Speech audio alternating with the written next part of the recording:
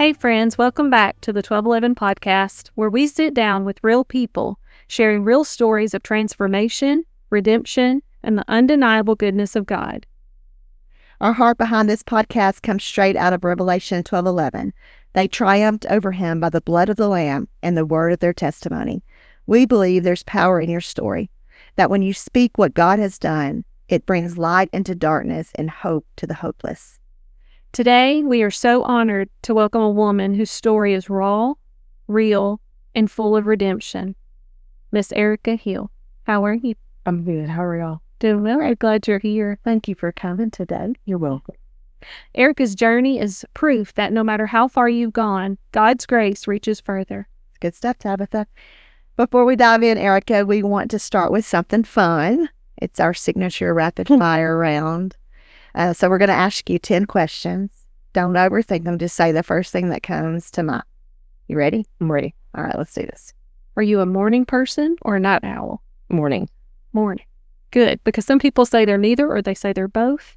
And I can get more done in the morning, I feel like. In the evening, I start, I don't even know what it is. I start dying quick. Me too. Yes, I wish And everything else. I need a lot of sleep is my problem. So it doesn't, I could be morning and night, but I just need a lot of sleep in between the two, right? Yes. Oh, yeah. All right. Coffee or tea? Coffee. How do you like your coffee? Decaf and just some sugar. Decaf and sugar. Yes. Wow. Now, do you have any specific place you like to get coffee? Or you prefer to make your own coffee? Or It doesn't matter. yeah, you just like I coffee. just like coffee. Yeah. Cold or hot? Hot. Do you like I do cold at all or no? Cold brew person at all? If it's in the summertime, cold. Yeah. Wintertime, hot. Yeah. Gotcha. That's cool. Your favorite worship song right now? Trusting God. Yes, that's a good one. What is one of your go-to Bible verses? Go-to Bible verses would have to be 1 Peter chapter 5, verse 10. And after you have suffered a little while, the God of all grace, who has called you to his eternal glory in Christ, will himself restore, confirm, strengthen, and establish you. That's a really good one. Yeah. I'm going to put that one in my mind for when you read that. It makes me think of restore. The event when you're talking. That one's going to go in my back pocket for later. Very good. What does that verse mean to you, Erica? God can restore and renew anything. Mm-hmm. He'll make you brand new if you build your foundation on him. Good. The suffering doesn't last forever either. Mm-mm. Yeah. Good. Your favorite way to spend a Sunday afternoon? It's got to be with family. Cooking, family, laughing. What are y'all cooking? I'm curious. What do we cook? Yeah. I'm curious. Let's hear it. Some people are pasta, some people are Fried chicken? Yeah, a regular, I wish I could cook fried chicken. yeah, a regular Sunday. A regular Sunday looks like it could be fried chicken, turkey and dressing, green beans, corn, All the stuff. macaroni and cheese. Do you have some good cooks in your family? I do. My grandmother Chick or a different grandmother? and my grandmother chick. Yeah, I bet she is a good cook. Yeah, She's one of the sometimes kindest people, rotates. by the way. Yeah. Sometimes it rotate. Oh yeah. Sometimes she'll do it. Sometimes I'll do it. Yeah. Sometimes she'll do the turkey and dressing. I do the sides. But you do it together. We do it together. We do. Absolutely. Is that like a kind of a tradition thing that y'all done? We started it actually when COVID hit. Good things come from COVID, Yes, right? it does. Obviously. Yeah. Because I mean, that's really Yeah. all you could really be around when Yeah. COVID first hit. Yes. Yeah. Family. Yeah.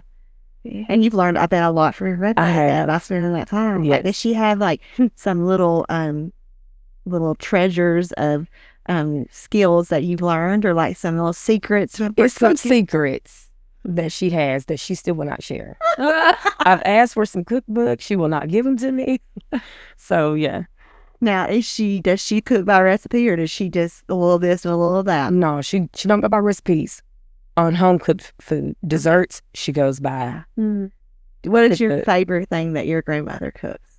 It's got to be turkey and dressing. And that's something y'all do regularly, turkey dressing. That's not a Thanksgiving thing. No, it's not. I want to come over sometime. It's not. It's Not like myself. Can I come to Sunday lunch sometime? it's once a month. Okay, well, Once a month. is it so? It's the whole family come, and you and your grandmother do the cooking, or how does that work? Sometimes. Well, my oldest brother, he lives far away, so he don't get to come. But my younger sister, she comes. Yeah. Now, when we came to your grandmother's at Christmas, you were with us when we came. Was that your sister that was there, or that was your mom? That was my mom. Okay, yeah, Yeah, that was my mom. gotcha. And she lives close by, or not? She lives with my grandma. Oh, yeah, that's great.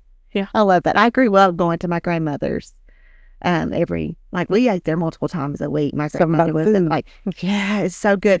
But I'm telling you, my grandmother would cook like that on a random Monday afternoon. I mean, it was like, and one of the funniest stories about my grandmother is like, if she knew it was time for the insurance, this is when insurance people would come to your house. It's like, if she knew that the insurance guy was coming, she made sure she had us spread, and he ate with us every time.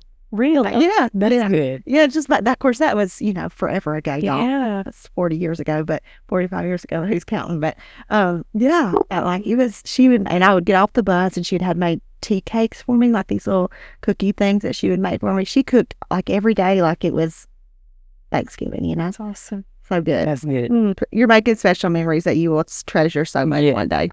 Absolutely. All right. What is one thing that you're currently learning about God? I'm currently learning to, no matter what struggles, trials, tribulations come my way, is still continue to run toward Him. Don't fall. Just, if you fall, get back up. Yeah. Keep running toward Him. Keep running. So good. Don't run away from Him. That's good. There's a lot there. That would preach, Erica, by the way. Yeah, go ahead. What were you going to say? I mean, if you run away from Him, it's hard. Yeah. It's so hard. Life is hard. Yes. Yeah, we need Him for everything, right? And we need others. Everything. So, but the enemy wants us to do exactly. When you're saying that, I'm thinking, when I said that would preach, I'm thinking, you think about going all the way back to the garden. We've been running from God since sin entered the picture, right? When really all He wants us to do is run toward Him. That's it. He's, where are you? Where are you, right? That's it. He's inviting us to run toward Him, and the enemy causes us to isolate and in shame and guilt to run from Him. So just, run toward God. That's such a good reminder. Yeah, I kind of feel like the more also you run away from Him, the more problems you will have and face. Yeah. How are you to face them without going to God? Yeah. Absolutely. What's one thing you do first thing in the morning? I pray. I pray and I turn my worship music on. Yeah. Something about setting that heart posture before the day begins. Yeah, even before you get out of bed. If you just lay right in your bed before your feet ever hit the floor and you start your day in prayer. It's like, today I need your help. Yes. Yeah. Because what we fill our minds with, it's so important. Like, it matters. Yeah, it does matter. So whether we're filling it with things that are edifying and point us toward Jesus, or if it does what Romans 12:2 tells us, not to conform to the pattern of the world. And when we fill our minds with so many things that do conform to the pattern of the world, then we struggle. Yeah, to me, it sets the tone for today, for that day. Yeah, for sure. What would be something that people would be surprised to know about you? Maybe something that you're scared of, a paranoia you have, a fear you have, or something really crazy and fun you've done? I am. I'm terrified of midgets. I'm like, that is, I'm a little fearful. A little bit when it comes to that. I don't know. Just because it's different? It's different. Yeah. That's interesting. And my husband's like, well, you got a son who's short. I'm like, that's just a little different. Yeah. So, yeah. I don't know. Where did that start? When you were little or something? Or you remember? I don't know. I don't know. I don't know. Yeah. Sometimes we have fears that we have no idea why we're afraid of those things, right? Interesting. What is your dream vacation spot?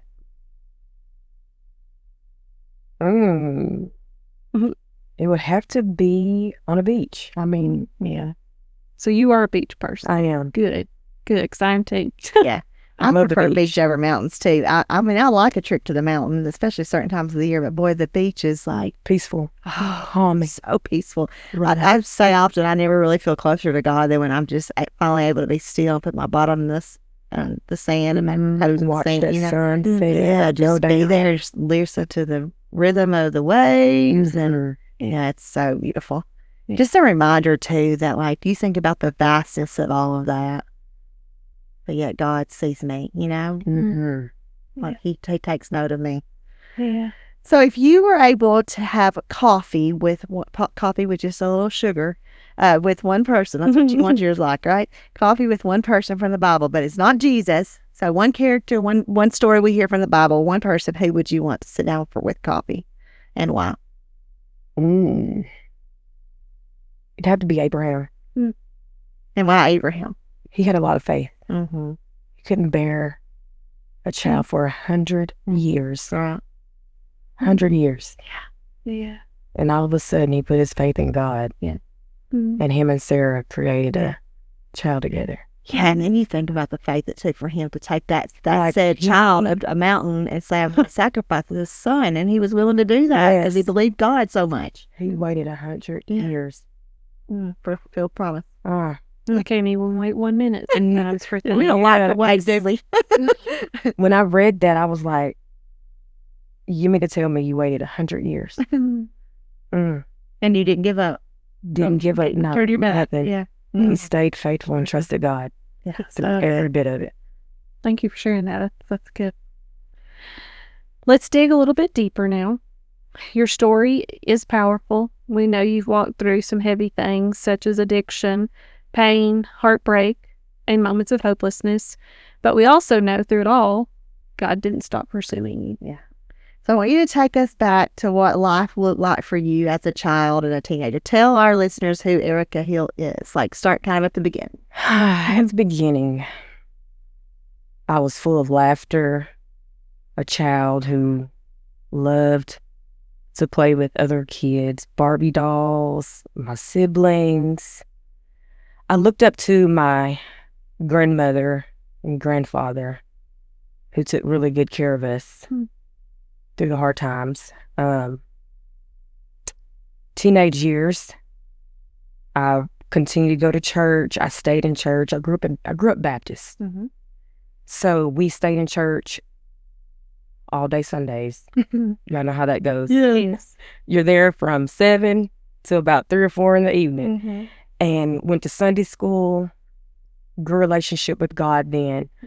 I knew who God was, but I really didn't get the foundation of it in my teenage years. Like you knew God was supposed to be a part of your life. Yeah. But you, like how that was supposed to look or what that meant. Right. Yeah. I knew go to church. Right. Yeah.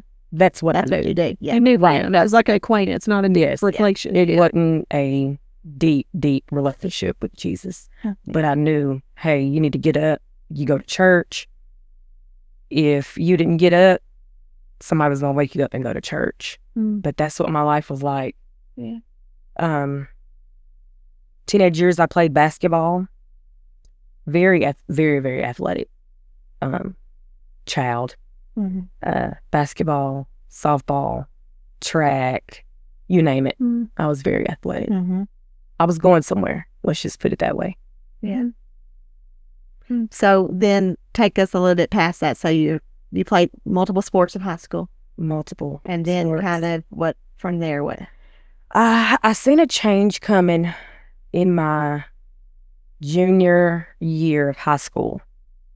And it started by the company I kept. Drifted. My friends drifted.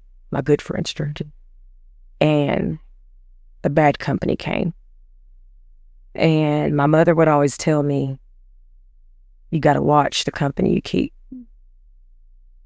And it just started with a little blue pill. And I took it, and I liked the way it made me feel. One thing led to another. How old were you at that point? I was probably 16, 17.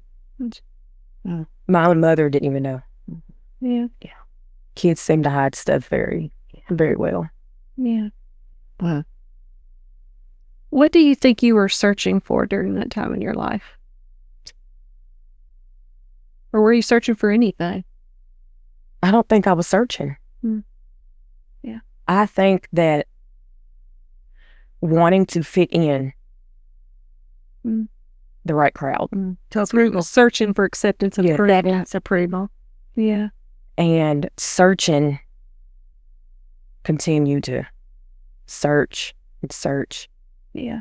And one thing just led to another. Unpack that one thing led to another for us, because you're a junior in high school, you try some sort of drugs for the first time, For the very first time. and then like how Numb. And it made me so numb. Like, I don't know if I was hurting from past trials or past trauma. And after I tried that pill, I had a basketball. Let's take it back some. I had a basketball scholarship, full ride. Like, I had my whole life planned ahead of me, and I was going somewhere. Yeah. Like, before basketball games, me and a friend would take some pills, and I felt like it would boost my energy, and it would give me just so much energy just to play hard on that court. And I did it all for no reason. So after high school, graduation came May 25th, 2007, and I graduated. And Mom was like, "You going to school?" I said, I'm going. And then that wrong crowd came again.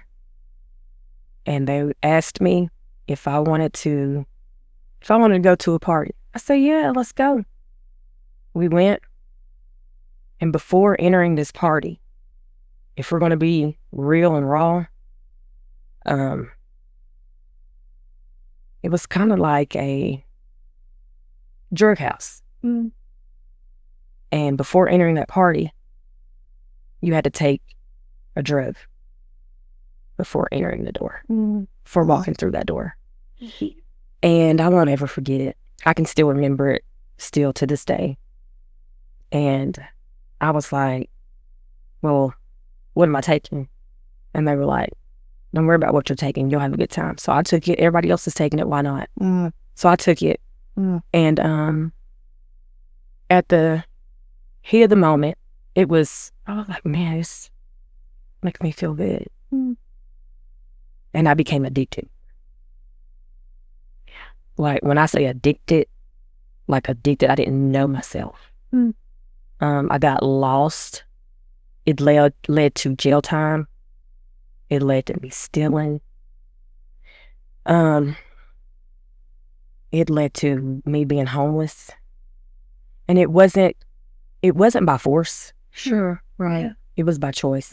Yeah. Because I had a family to go to who loved me. I knew that. Yeah. I could have anything I wanted, but I chose different.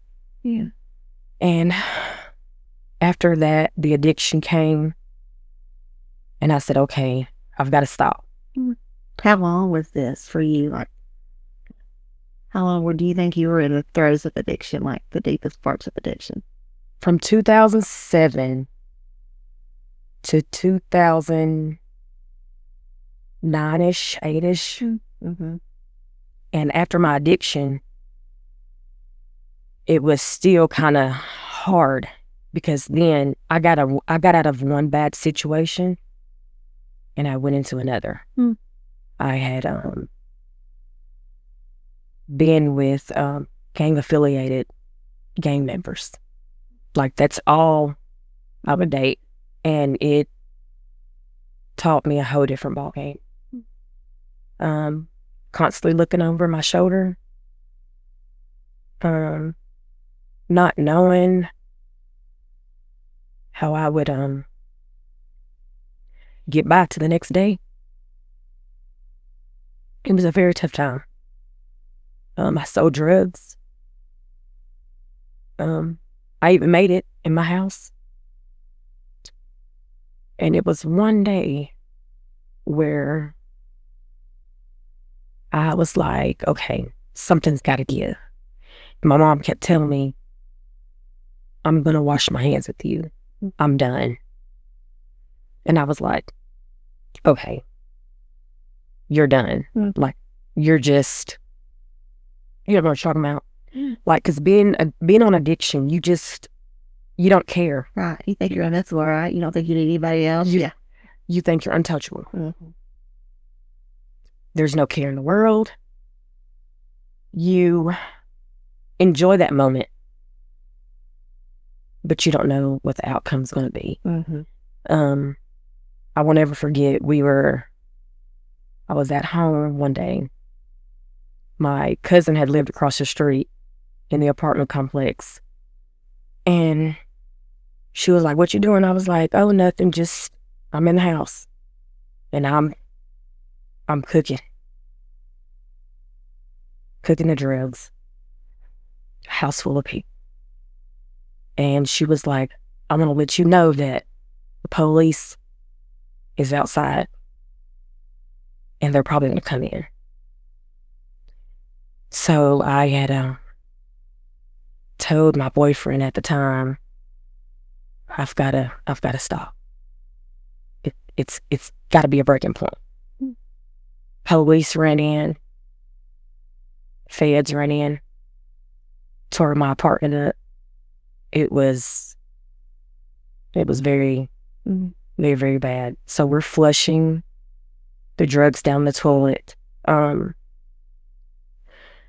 The drain hole to a dryer, like the little dryer hole that we unhooked the dryer and we were throwing it out of that little hole.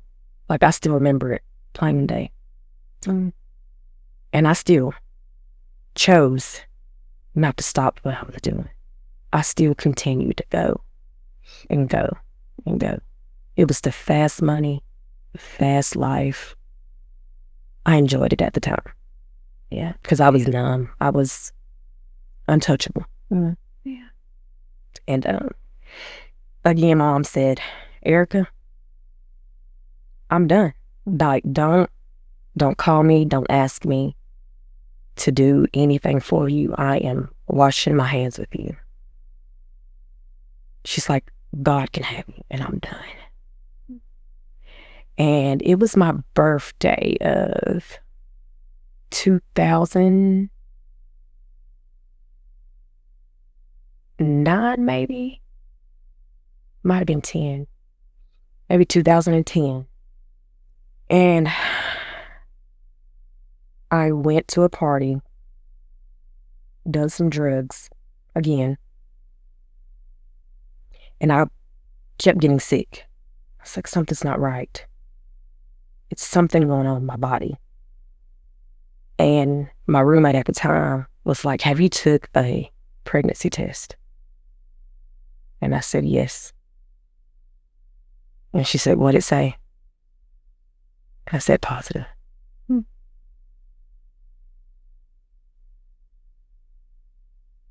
And it was at that moment that I knew I had to stop what I was doing.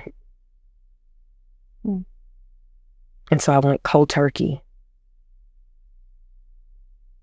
from everything except for marijuana. I didn't go cold turkey from marijuana, but I did go cold turkey from everything else. And at the time, my mom kept saying she was washing my hands with me. I'm done. I'm going to let God have you.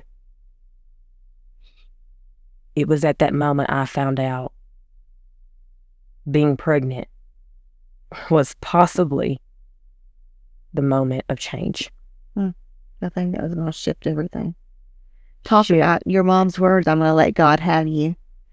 Talk about the moments that when you look back, maybe you didn't sense them at that time, but moments through that journey that you could see that God was trying to reach you even in the middle of all that chaos. He kept giving me signs, but I wasn't listening. I wasn't paying attention. Several times. I had even thought at one point, when I was during my addiction, thought I was dying. Literally it felt like I was dying. Picked the phone up and I had called one of my mentors who was trying to get me on the right path. I said, I think I need your help. I think I'm dying. I had just taken something. And she prayed over the phone. And I said, I don't think I need that. Mm-hmm. And she was like, no, you need it. And she continued to pray. And then I fell asleep. But even in that midst of her praying, I still didn't. Still didn't listen. Several times.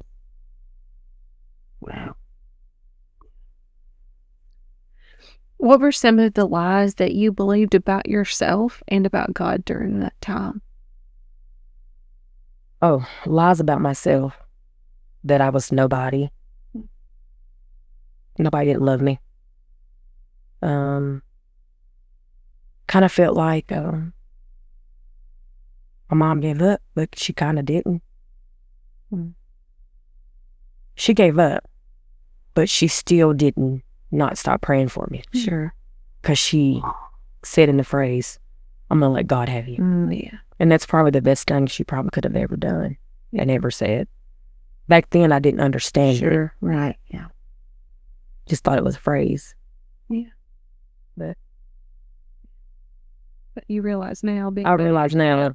I understand. I get it. Every day we got to keep giving our babies to God, don't we? Every day. God have them every day. Every day, because at that moment or at that time, He's the only one that can fix it. Mm-hmm. He's the only one that can heal you from that addiction. And I think that's hard for us as parents, but I think especially moms, it's hard. We own so much of the responsibility and feel like we've got to fix it all. We've got to make it right for our kids. And I can imagine for your mom and for other mothers who have watched their kid deep in addiction, that one of the most heart-wrenching things about that must be wanting to fix something that you can't fix, right? That you can't say the right thing. You can't spend the right amount of money. You can't do anything that's just going to miraculously make it go away. That's it. In order for somebody to change, you got to want to change. Mm-hmm. And Mom didn't see me wanting to change. Mm-hmm. So once she said that, she's giving it to God, giving me to God. Mm-hmm. He gave me something greater. Because He knew that was the only way I was going to stop. Yeah. Majority of my friends are, they're either locked up or they're dead. And that could have From been that me. time, that period of your life, yeah. Yep. Yeah. I think Tabitha's question about the lies that we believe about ourselves and even the lies we believe about God, and you were talking about how that you believe the lie that you were nobody, that your life didn't matter. So many of the struggles that we face, I think, really are issues with our identity, our value, our worth, right? Mm-hmm. And that's a place the enemy has attacked humanity since the very beginning, is to make us think we're not enough and that God's not enough. And I think just talk a little bit about how that kind of mindset leads you to being just captive to whatever our addiction is. And it's not just drugs, right? I mean, we can turn to all kinds of things to numb us, to give us a confidence that we don't have when we're not on the drugs, right? Yep. We had one of our other guests talked about he struggled with alcoholism, and he was a working alcoholic, right? A functioning alcoholic. And he said it was liquid courage to him, because when he was drinking, he had more courage to do the hard things that his job required, right? Mm-hmm. So I think we turn to things, different types of substances or habits or patterns that are somehow all rooted in that issue of identity and struggle and worth and value. Talk about what that looked like for you. The struggle? Yeah, just the struggle and how that was tied to that, like you're wanting to have approval, wanting to feel like you were enough, or that kind of thing. Having the approval.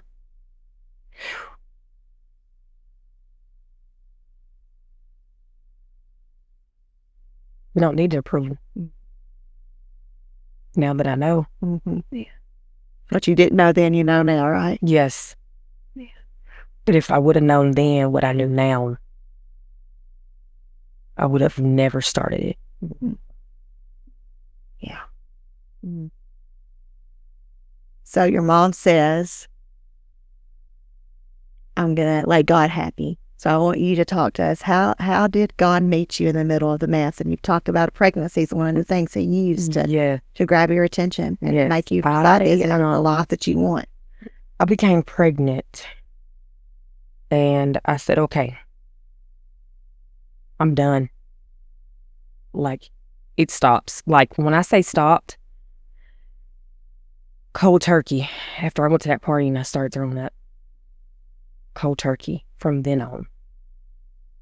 I had, which is remarkable, by the way, which is the Lord had to be the one that was sustaining you and giving you the strength to do that. Because anybody that's gone through recovery will know, like, that's an almost impossible situation to just walk away without any help, without any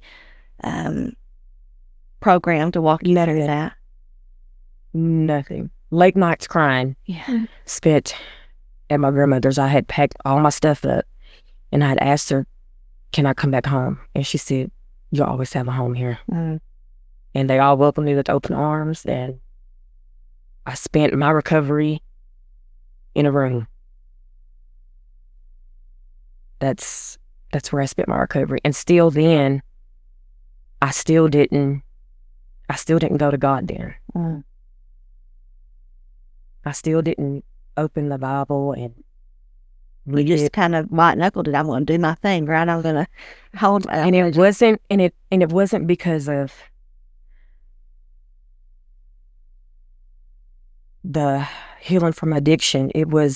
I changed because I had got pregnant and my child did not need that. You deserve better, yeah. I was not only living for myself, but I was living for my child. Mm-hmm. Mm-hmm. Yeah. I grew up in a broken home. I don't want her to do the same. So even God was obviously there and He was walking you through it. He was helping you, but even then you still weren't recognizing that He was right there in the middle of the mess with you. I still did not recognize that was Him sustaining me. Yeah. Yeah. Mm. Was there a specific moment where everything kind of hit rock bottom after the pregnancy and you realized there needed to be a change with your faith or anything? Oh, absolutely. Absolutely. December 19th of last year, my health took a turn. But before December 19th of last year, I was a workaholic. And everybody knows our God is a jealous God. You can't have anything else above Him. If you don't sit down and put Him first, He'll do something tragic. He'll sit you down is what He will. Broderick said, but he'll sit you down. Honestly. And I went through a what I call it, a crisis of belief. Mm-hmm. December 19th, I was out shopping with my husband and my middle child and my baby child. And we went home. I said, oh, I can't breathe. I was very short of breath. And my heart rate got up to like 165, 175. I said, something's not right. I said, let me just lay down. Maybe everything will be okay. And I got up. I said, it's not okay. I got to go to the hospital. I went to the hospital. And they hooked me up to all these machines. And said, next time it goes off, or your heart goes up, monitor goes off, let us know. And I still didn't let them know because I was like trying to keep calm. Yeah. Because I didn't know what my body was doing. And they came back and said, we're going to put you in a trauma room, which I work at the hospital. I know what a trauma room is. And I wanted to know, like, what is going on with me? They said, well, we're going to admit you because we can't get your heart rate to go down. I was like, but I'm fine. Yeah. Like, my heart rate's up, but I just need to stay calm a little bit. Just let me be for a little bit. I'll be all right. And so I was not all right. I was very sick. Ran some tests, blood work. Doctor comes back in next morning. He says, how you feeling? I said, I feel pretty good. Started me on medication. He said, well, you got time? I said, yeah, I got time. Where am I going to go? Right? I got time. And so he was like, who is this? And I was like, my husband. And he said, your results came back as stage 2 heart failure. And I said, what? He said, you have stage 2 heart failure, and there's only 4 stages. And I looked, I'm like, I'm only 35. Mm-hmm. What do you mean I have heart failure? He was like, your heart is very damaged, and you have heart failure. And I'm thinking, I looked at my husband, and I said, I know what this is from. This is from all those drugs I done. It's done damage to my body. Mm-hmm. So I was like, it's the end of the world. I was hopeless. Lost. Again, here I am, just got healed from addiction. And I felt like I was back at square one where I started from. Like, God, you gave me the child. Then you gave me another child. Then you gave me another child. I'm doing what you say I'm doing. I honor you. I mean, I know you're God. And it was in that moment where I was like, okay, maybe I have done something else. What else have I done wrong? Mm-hmm. Like, for him to give me this. Because there's only 4 stages for heart failure. Like, as soon as that doctor told me, my life shattered. Yeah. Sure. I felt hopeless. Mm-hmm. Useless. All the above. Yeah. I think that there's a lot to think about when you're going through recovery and you're trying to learn to live again without drugs, right? A new identity. When you face moments like sitting in a hospital room and they say they deliver a diagnosis that's the farthest thing from what you could have imagined. It seems like somebody just yanked life out from underneath you. Mm-hmm. Talk about the people who were around you through all of that, and like voices of truth or support, and how did that help you start processing where you were, seeing life differently, hoping again if possible, or like how did that help you through that? Because I think that we're not meant to live it alone, and I think that's what the enemy wants us to do. But I mean, the voices that we listen to can either really bring us life or death. And so talk about that. The voice that I heard, it was a couple weeks after my diagnosis. I won't ever forget it. I remember like it was yesterday. I sat on my couch and a voice said, "You're dead." Mm. And I fell to my knees, rocking on my couch. And I said, I don't want to live anymore. I don't want to be here. You already at stage 2. What's the difference in living? You got 2 more stages and you're dead. You're done. Nothing can save me. So I had some suicidal thoughts. And my husband grabbed me and he said, you will not think like that. You are greater than that. You have come too far to give up. Yeah. And that Sunday at church, Pastor Tim talked about surrendering. And he was like, if you have anything you need to surrender, I want you to step out and come to the altar. My heart started racing, and I'm like, oh, he just called me out. And I'm like, okay. And I'm sitting there fiddling with my fingers, and I'm like, and then he said it again. And I was like, okay, let's go down to the altar. And I went, I still remember, I went, and Monica was, I know she was behind me. Went to the altar. She was on my right-hand side, and Miss Butner was in front of me at the altar. And by then, everybody knew my sickness. And I hear Monica in my ear, and I hear Miss Butner in my ear. And they said, you got to surrender. You got to lay it at his feet and don't pick it back up. Mm-hmm. And trust him. You got to trust him. And still, I was like, in the back of my head, well, I'm trusting him. He's just not doing it quick enough. I trust him. And Monica said, but you've got to really surrender.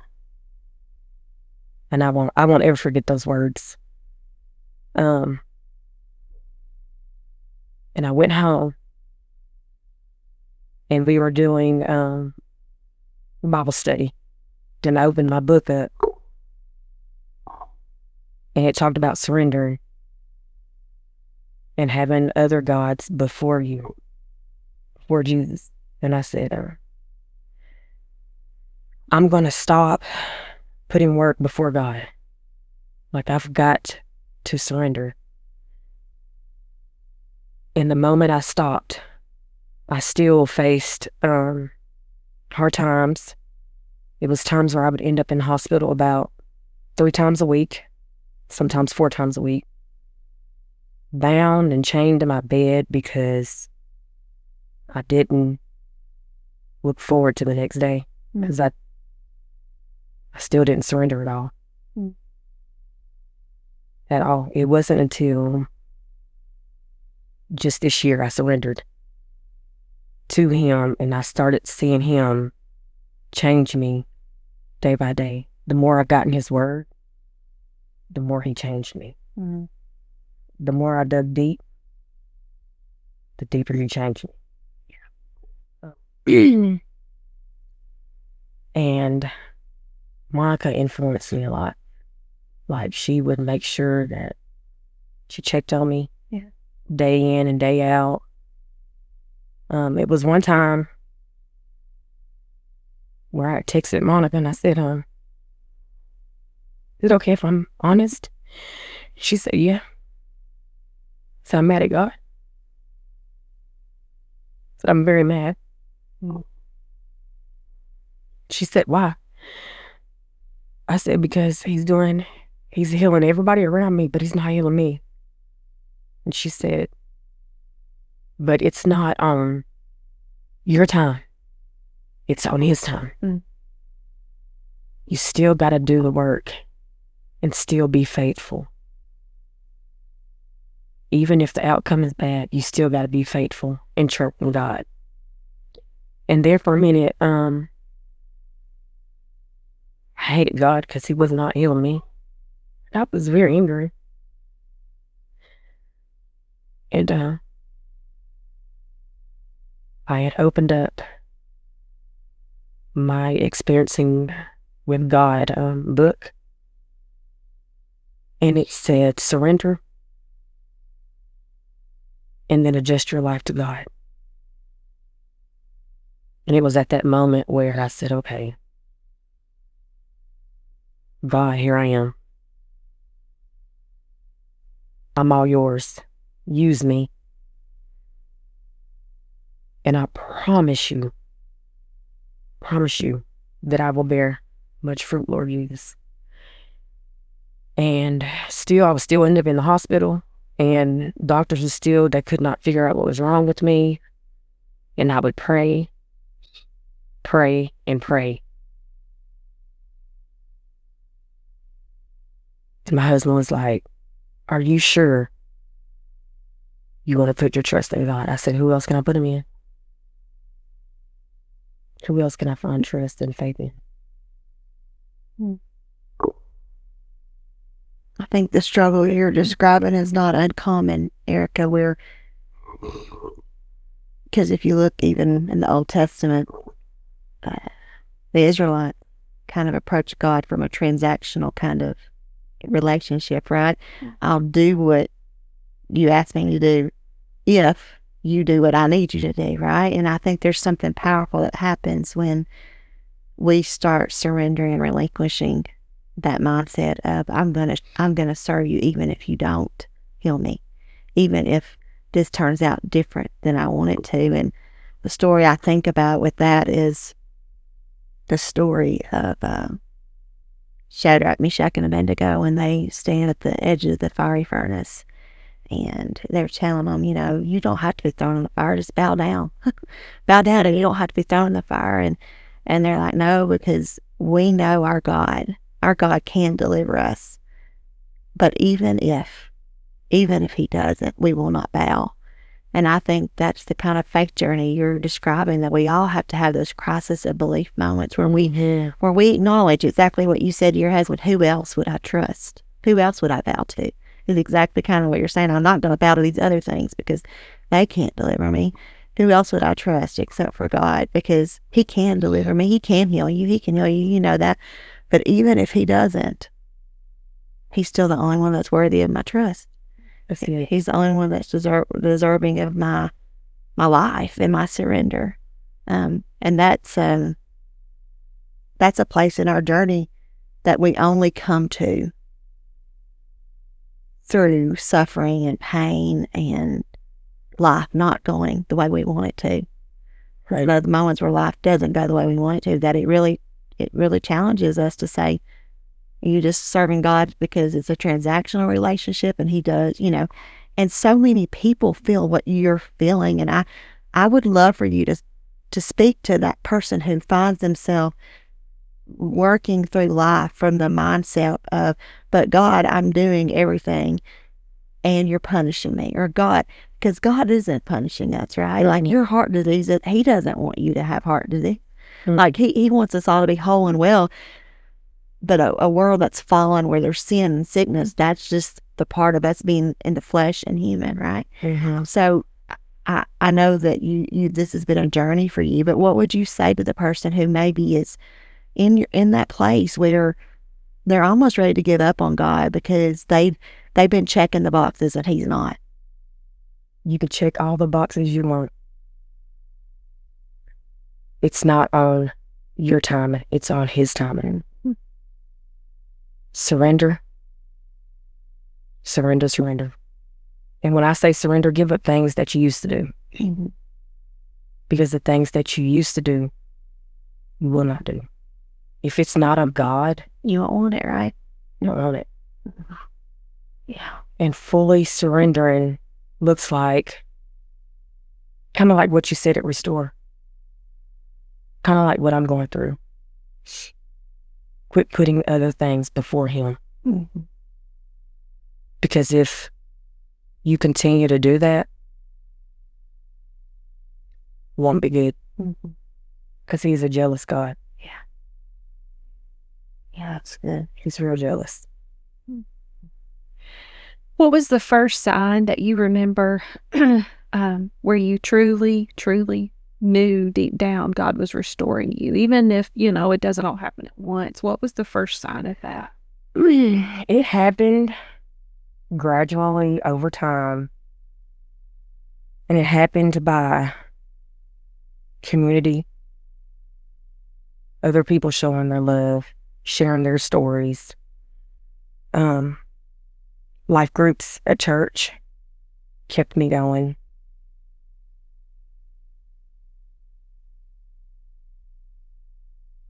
And if I'm being honest, I went to some retreats, stripped away. I mean, whew, it brought some healing to me. Yeah, it's good. Like things that I didn't know and understand in life. Because at the time, it's like what Tammy Dickerson said. Trauma doesn't hold on to us. We hold on to trauma. And we've got to let it go. We've got to strip those. Yeah. We've got to strip it away. And this year, I grew a relationship with God that I love where He's taken me. It's amazing. Like, I remember sitting on my bed one night and I said, I was at that time in my life where I was like, okay, you're good, Erica. You're fine. Like, I wasn't scared to go to sleep at night. I wasn't scared to lay my head on that pillow and just, it's a good feeling going to God, knowing that God is going to always be there for you. Yeah. And the changes that He's slowly, gradually making in me, I feel it. I was scared at first. Yeah. It's a scary feeling. It is. Surrender is scary. It is. But once you surrender and abide, everything else will fall into place. The enemy makes surrender scary, but when you really think about it, not surrendering is the really scary thing. But the enemy distorts that, right? He twists that. He makes us think that somehow that if we think we're in control and we're making it all happen, we find false security in that. By the way, that is not true security. We find false security in that, and the enemy tries to make us think surrender is the scary thing. Really, surrender is the most safe thing we can do. Yes. It's the most peaceful thing we can do. Yes. Give us some specific things about your relationship with God that have begun to shift. You've talked about like community and life groups, but what are some things maybe that are a part of your walk with Jesus right now and God that you've never, what your walk with God looks like that you've never experienced before that's become crucial to walking this thing out?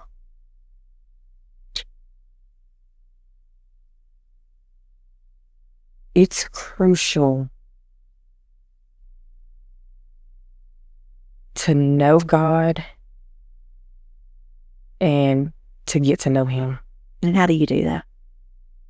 I open my book, my Bible. I am Time in the Word. It is. Yeah. Praise and worship. When I get up in the morning, I make sure before my feet hit the ground, I do my praise and worship.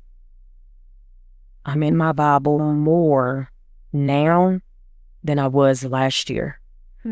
Because I told God, whatever the outcome is, whatever you do in my life with my health, I'm still going to praise you. Goes back to what you said your favorite worship song is, right? Trusting God. Yes. Yeah, I'm gonna choose to trust you. Right. Regardless. Yeah. And no matter the outcome. Trusting Him for me looked like, okay, Erica, that day that I had my CT scan and my MRI, and they said, hey, before I even had my CT and my MRI, He said, your heart's old. You have a heart of a 53-year-old man. It's really not any good. And the test that I've ran now, it's showing me you have some blockages in your heart. And I was like, okay, I'm fine. I'm still going to trust you. God is yours. Like, and I said it so calmly. I didn't cry. It was, I don't know, it was like He was restoring me, like healing me, getting me prepared for the future. The peace of heaven. Yes. And I looked at my husband, I said, whatever the outcome is, we're going to be fine. I'm still going to serve Him. That the confidence only comes in through Him, by the way. That trust and that faith, it plays a big role in everybody's life. And I went for my MRI and my CT scan. And the whole time, I'm like, I was singing that song. I trust in God. Like the whole time I'm singing it. And He was like, okay, we have some calming medicine for you. And everybody knows I have real bad anxiety when it comes to medications because Yes. Yeah. Being on an addiction, having an addiction, Yes. you kind of don't want to get hooked on any medication that your body doesn't want to get hooked on, or doesn't want to have, or doesn't have to rely on. Sure. And he was like, we got you some common medicine. I said, I don't need that. I said, I'm fine. He was like, okay, we're going to put you in the tunnel. And I was like, oh. And I started praying. Yeah. And I started singing that song. I trust in God. Yeah. I say, you're the Lord who never fails. Yeah. And I kept singing it. I sung that song for an hour and a half, y'all. Girl, I've been there. An hour and a half. Like that's already penny. Yeah. I kept saying. And the hardest part was the waiting process. Mm-hmm. The waiting process was the longest because still, I was still trusting him. Yeah. I know you'll do it. Yeah. I know you will. I know you can. Yeah. It's in your will. Let it be done. And I gave it to him.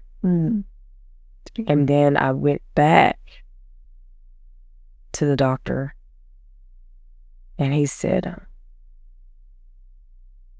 I've got your results. And I said, okay. He said, you have no blockages. And your heart, it's like it's been made new. Oh, good. And I looked. Good stuff. And I said, it's kind of, I don't know. Really just say that? I said, huh? I said, but you know what? I'm not going to question you at all. Because you're not the one who did it.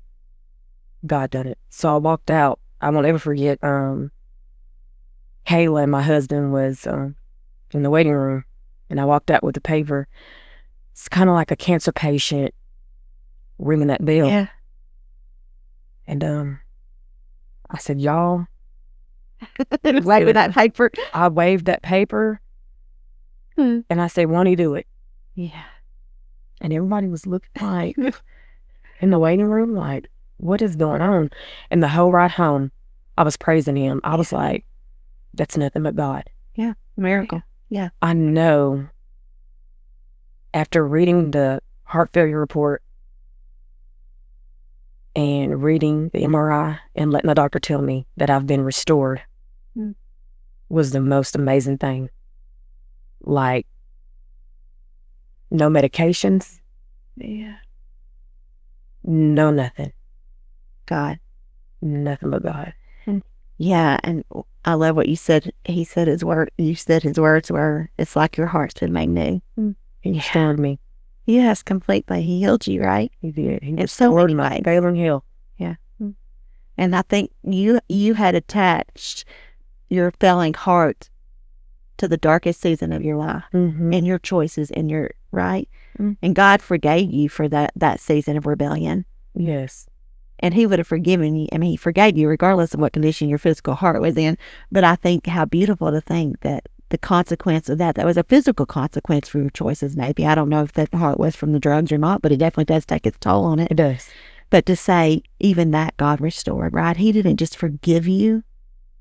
He restored you. And even the thing that the enemy would have meant for your destruction, the drugs would have meant for your destruction, the Lord has renewed that and healed that and restored that and released you now to even better things and greater things for him. Yeah. It's just beautiful to think about that. Like Joseph says, what the enemy meant for evil, God will use for good. Yes. Yeah, it's so beautiful. Yeah, this full and deep surrender, as Monica said, like really surrender. You got to really surrender. You got to really surrender. You got to give it. You got to give it someone. It's not easy. You said that. Yeah, it's hard. It's hard. But it's where your healing began. Yes. And as you continue to watch and experience this healing, and you've seen it physically for sure, how has that continued? How have you seen that heal you spiritually and emotionally along the way? Spiritually and emotionally. Words can't explain it. Yeah. I've been made new. It's like a new life, Yeah. right? It is all new and that's why. I'm actually getting baptized this Sunday. Yes, you are.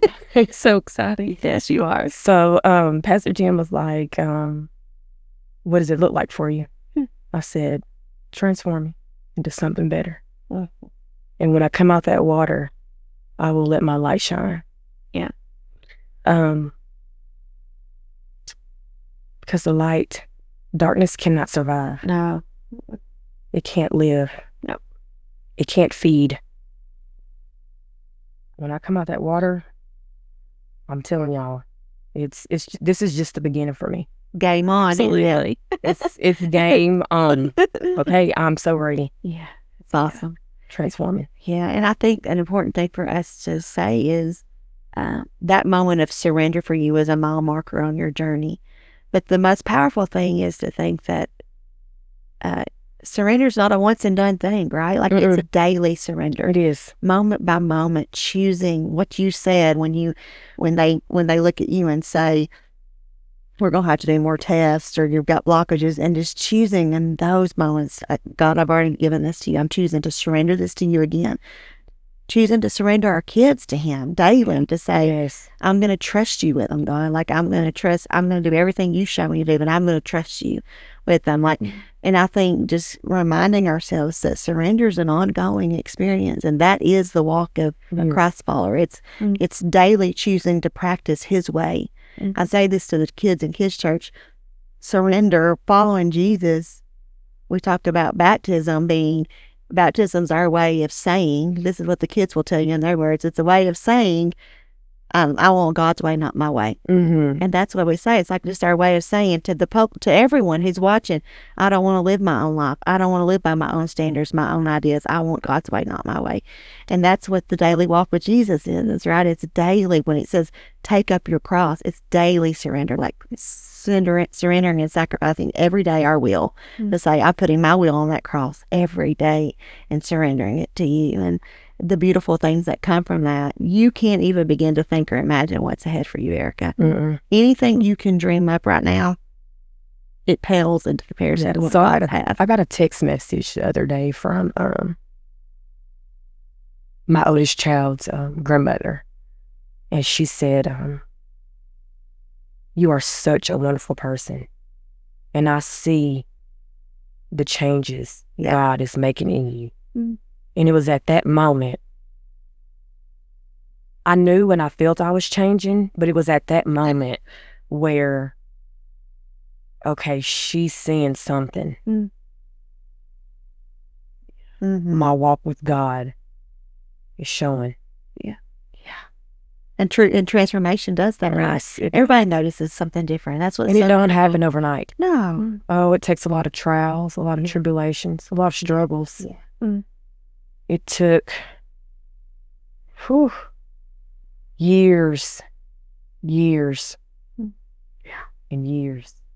Kind of like Abraham, 100 years. 100 years. Yeah, I love the thing you shared at the beginning of our time together when you shared about growing up as a little girl, going to church full of laughter and all these things, and how there was a season of your life that wasn't the case. And now you're kind of full circle back to that place, right? But you're going to church for a different reason. Yes. And you're experiencing something different at church because now it's not just checking a box, right?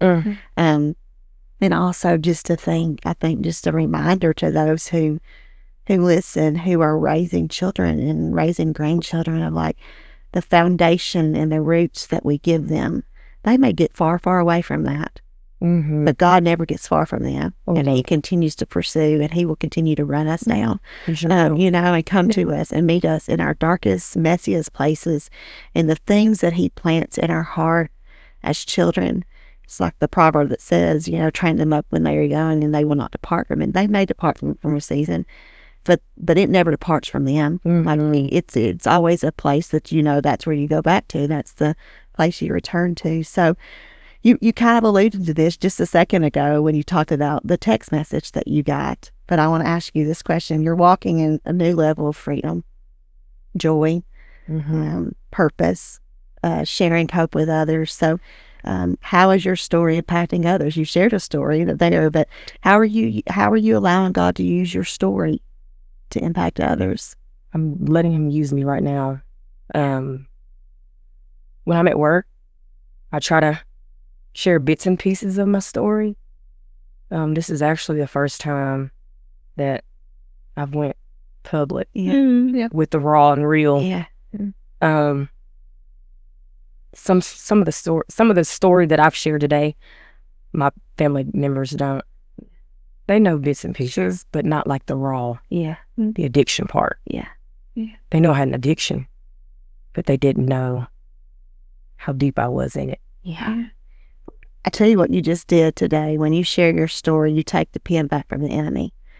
Because when we allow shame and guilt to keep us silent and not share, the enemy gets to write the story he wants to write. He gets to tell the story he wants to tell, right? But when we begin to tell our story, not our story, it's God's story through us, right? What he's done in us, the story of his goodness, of who we once were and who we are and who we see ourselves becoming through him. We take that back from the enemy. I think that's the whole essence behind this podcast is Revelation 12:11. That says that's one of the ways we overcome is by sharing our testimonies, even the hard parts, the raw, real, ugly parts, right? Yes. Because if there were no raw, real, ugly parts, we wouldn't need Jesus. Yeah. He wouldn't have had to have died if there were no raw, real, ugly parts, right? But he meets us in the middle of all of that. And yeah, you're going to continue to see how God uses your story to impact others through this podcast. I believe someone's going to hear today and next week and 5 weeks from now and 10 years from now, someone might stumble across this and hear something that will change their life and impact them to think, well, maybe my story's not too far gone either. Maybe my story's not hopeless either. You're never too far gone. Yeah. From God. Right. Yeah.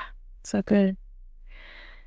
What does freedom look like for you today? Your everyday walk with your husband, with your children, with your friendships? Freedom looks like loving like God. Living out love. Yeah. That's what it's not just a slogan, is it? It's not. You've got to do it. I mean, I'm free. Yeah. I no longer head on your pillow at night and not being afraid that you're gonna not wake up, right? That's freedom. That's freedom. Yeah. But it's also freedom that knowing when I lay my head on that pillow and I'm going to sleep, if something happens, God's got it. That's right. I'm okay. I'm safe in him, right? That's it. Yeah. I'm all right. Yeah. What a way to live. It is. It's an amazing freedom. Not everybody gets to experience that full. No. Because I don't think y'all understand when I say, when you talk about freedom. Because after my health, I was diagnosed with PTSD. Like, it was so bad. Yeah. I had sent pictures to Monica of medications. They wanted me to take several medications. Yeah. I said, I'm not taking those. I've been an addict before. I'm not going to take those. Yeah. So I leaned on God. Yeah. And still to this day, every pill bottle is filled. I have not taken anything that the doctor has given me. You won't label me again. That's good right there, because sometimes the labels that people try to put on us, the world tries to put on us, that's not who God says we are. No. He said, overcomers, we're more than conquerors through the blood of Jesus, right? That's good. And I can do anything in Christ to strengthen me. Yeah, hard stuff, right? Hard stuff. Hard stuff. Yeah. That's what that verse really means. I unpacking that verse several months ago at church, that Philippians 4:13 that we all turn to, like, I can do all things through Christ who gives me strength. And when you start looking at the context through which Paul wrote that, like persecuted, shipwrecked, imprisoned, all these things, right? It wasn't just like I can do all things, like I can win this ball game. Yeah, I can go. I can get on run. No, it's like I can survive the next moment. That's it. And if I don't, it's okay, because I got Jesus, right? And that's the I can do all things. Yes. It gives me strength. Yeah, that's freedom. Yeah. And you know what's going to happen for you, Erica? It is happening in this moment. Even you sharing your story And when people hear it and they come to you and say, this spoke to me, even then, it will be like another chain falling. And you're going to continue to walk in more and more freedom. As you just lean into Him and lean into community and give yourself completely to whatever it is He has for you to do, whatever it is He wants to do in your life. That's freedom. Yes. So I want to ask you if you could go back to your younger self and who finds themselves in the middle of pain, some by your own making, some by the making of others. What would you say if you could go back maybe to a kid that finds himself, a teenager, a young adult who finds himself in that place today? What would you want to say to them? I would tell them the company you keep matters. Yeah. That's where it starts. You got to get around positive people, church-going people, people who will love on you and just simply be there for you. I would also tell them that they're not alone. Mm-hmm. You are not alone. You're not the first. You're not the last. Right. We all struggled. Yeah. All of us have sinned and fallen short, right? We all have. Mm-hmm. Yeah, the importance of community, you touched on that right there, and I think that's something that we think about that a lot. And my mom preached that to me when I was a teenager. Your friendships matter. Those, what you listen to matters. People you surround yourself, the voices you listen to, and that's true. But even adults need that reminder. Community is important, and you're talking about how that's been a shift in your freedom. It's the people you've surrounded yourself with, right? Yes. The people you're allowing to pour into your life. And we all have to have community. We have to have people who love us enough to speak the hard truths to us, who love us enough to say what Monica said, you got to give it all, not just part of it, right? Like, this is the hard truth. The ones who we feel like we can say the hard thing to, like you have to have people you can say, I'm mad at God. Mm-hmm. And they're going to walk you through that, not say, well, he deserves for you to be mad at him, right? But all right, let's walk through this. Let's talk about this. You got to have the right people surrounding you. And I think that's great advice for those that are younger, but also for all of us to just remember we do kind of become the company we keep. Mm-hmm. Mm-hmm. Yes. For sure. Before we even realize it. Absolutely. Yeah. If you could pick one thing, somebody on the other side of the whatever here, on the other side of the microphone, one thing you want to leave them with today out of all the things you've said, and maybe you haven't said it, what's one thing you'd want to leave them with? I'm going to leave them with, it's never too late for God to heal you. Mm.